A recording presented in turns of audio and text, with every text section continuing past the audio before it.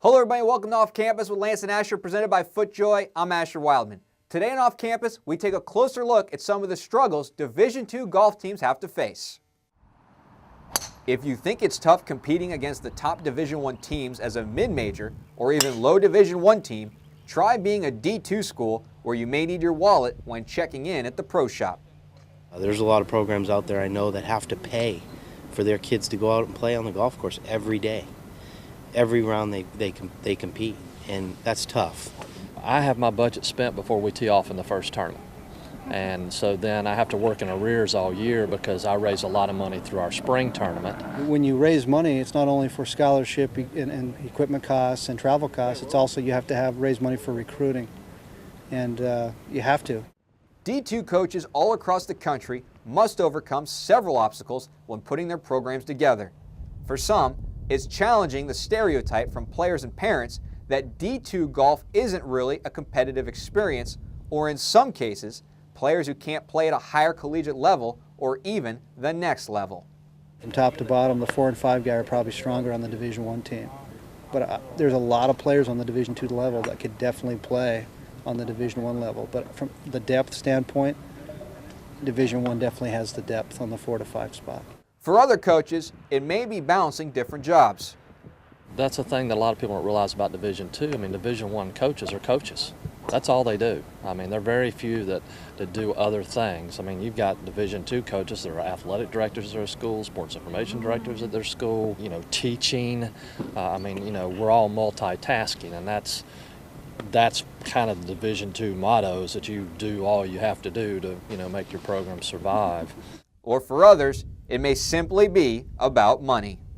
Well, I know, Oklahoma State has $400,000 golf budget every year, and that's probably not exactly an accurate number. But Division II programs on the upper side of it, like mine, are in the $80,000 range, and that's quite a bit in Division II. Despite these hurdles and obstacles to overcome, all Division II golf programs should not be overlooked. Each year, we occasionally see a Division II school compete in a Division I field and sometimes accomplish much more than one would think is possible. Last year, Florida Southern played in the USF Invitational, a 23-team field with 21 Division I schools.